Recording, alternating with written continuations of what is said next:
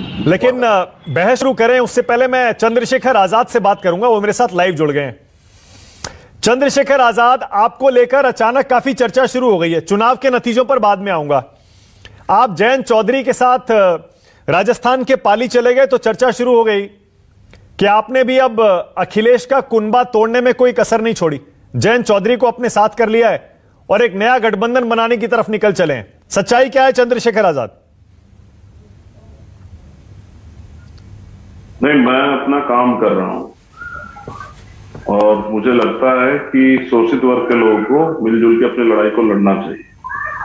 जिस तरह से अन्याय राजस्थान में हो रहा है और उस अन्याय को अगर कोई और मेरे साथ मिलकर रोकना चाहता है कि इसके बाद दूर तक जाए, तो अपना धन्यवाद करता हूँ जयंती का कि उन्होंने जब मेरी उनसे बात हुई, उन्होंने मुझसे कहा कि मैं खुद चलूंगा आपके साथ, मेरी इच्छा है जाने की राजस्थान, उस परिवार से मिलने की। तो अगर दुख में कोई किसी के पास साथ जाता है तो मुझे लगता है मैं राजनीति से परे हटके भी उनकी मदद करने के लिए उस परिवार के, क्योंकि सरकार मदद नहीं कर रही थी, हम इसी भरोसे गए हैं। और जयंत मेरे इसी क्षेत्र से आते हैं, तो भाई भी हैं, तो हम दोनों भाई प्रयास कर रहे हैं कुछ अच्छा जो है हो भविष्य में राजनीतिक रूप से भी, और जहां जरूरत है हम लोगों को इकट्ठे खड़े होकर इस लड़ाई को लड़ने की, हम लड़े।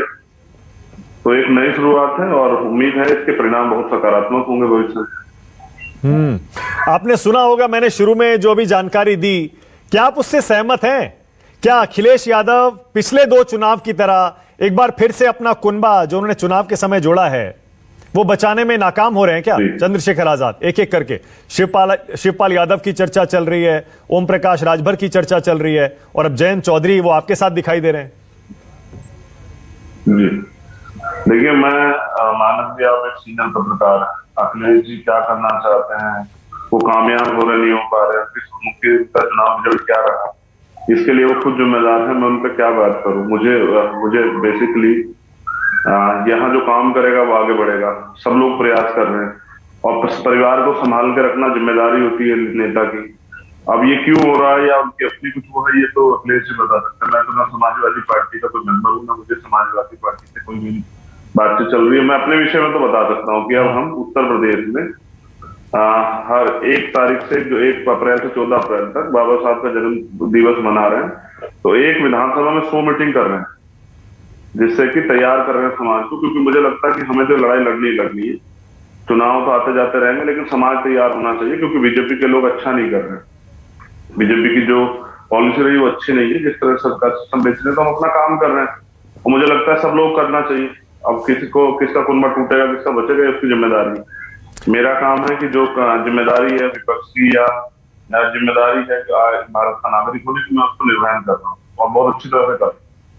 चुनाव जब आएगा तब देखेंगे। ओके, आप अगली चुनाव की बात करने लगे। अभी तो चुनाव गया है, उसमें देखिए क्या हाल हुआ बाकी सारी पार्टियों का। ऐसे में आप कम से कम मुझे लगा कि आज आएंगे, ये तो मानेंगे कि हाँ विपक्ष नाकाम रहा, योगी जी ने कुछ तो अच्छा काम किया होगा जो बीजेपी ने उनको जनादेश दिया।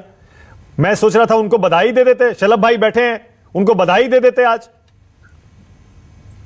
हाँ, मैं तो बिल्कुल बधाई दे रहा हूँ, मगर मैं ये भी इसके साथ साथ कह रहा हूँ कि मैंने तो बहुत दिन पहले से कहा कि हमारी नाकामी थी, हमारी विपक्ष की नाकामी थी, इसलिए योगी जी दोबारा आ गए। अच्छा काम कितना किया है तो आप जानते हैं, और कितना विरोध था ये भी आप जानते हैं। बीजेपी के लोग क्षेत्र में नहीं घुस पा रहे हैं, लेकिन क्योंकि अब निर्वाचित सरकार है, जनता ने जो है मैंडेट दिया है, तो मैं बधाई दूंगा। लेकिन उस बधाई के साथ अगर वो अच्छा काम कर पाते, वो योगी जी अपने जाति के दम से बाहर निकल के शायद सबके लिए कुछ कर पाते तो बहुत अच्छा रहता। पिछले 5 सालों में तो नहीं देख पाए। देखिए 2.0 में क्या होता है, बड़ी बड़ी बातें कर रहे थे कानून व्यवस्था पे, अब तो माध्यमिक से उसके जो बोर्ड के पेपर लीक होने लगे हैं। तो हालात क्या, पत्रकारों को जेल भेज रहे हैं। बलिया में पत्रकार ने बताया कि भाई देखो आपके यहाँ ये धांधली हो रही है, उसी को जेल भेज दिया। ये तो हो रहा है उत्तर प्रदेश में। तो बधाई के साथ जिम्मेदारी भी तो तय हुई ना। जिम्मेदारी के लिए तो आप जगाना पड़ेगा कि अन्याय अत्याचार बढ़ गया है, लगातार एट्रोसिटी हो रही है, सरेआम लूटपाट हो रही है, अभी गाजियाबाद में हुई, तो इसकी तरफ भी मुख्यमंत्री जी को देखना चाहिए और गोरखपुर को अपने घर जनपद में भी देखना चाहिए। मैं तो धन्यवाद तो मुख्यमंत्री को दूंगा कि हमने इतना जगाया वहां जाकर। कि भाई गोरखपुर में पानी ना मिले, और वो प्रयास कर रहे हैं। उन्होंने अखबार में छपवाया कि भाई पानी की समस्या खत्म करो। तो अच्छा है, जागे तो सही, 5 बार सांसद और 5 साल मुख्यमंत्री आने के बाद ही जागे।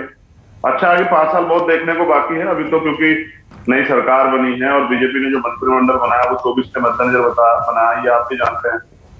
कौन कितना कर पाएगा। मुझे थोड़ी सी हैरानी हो रही है चंद्रशेखर, आज आप अक्सर बड़ी बेबाकी से, बड़ी ईमानदारी से अपनी राय रखते हैं, बात करते हैं।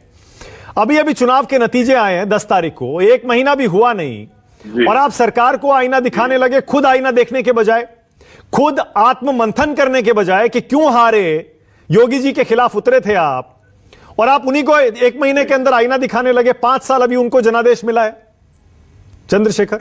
हाँ बिल्कुल, आईना दिखाना पड़ेगा ना। 5 साल लगातार दिखाते रहेंगे, विपक्ष की यही जिम्मेदारी होती है। और हम अपना आकलन कर रहे हैं मानव जी, हम तो नए हैं, 2 साल हमारी पार्टी को बने हुए हैं, उसमें 1 साल कोविड था। हम तो प्रयास कर रहे हैं, हम बड़ी बड़ी पार्टियों के लोग हार गए हैं जो दावे करे थे उनकी सरकार बनेगी, और बीजेपी भी अच्छा किया है ना। बीजेपी मगर डाउन गई, बीजेपी आपको ये भी पता है ना। बीजेपी जब पिछली बार 17 में 324 सीटों पे थी, इस बार डाउन गई है।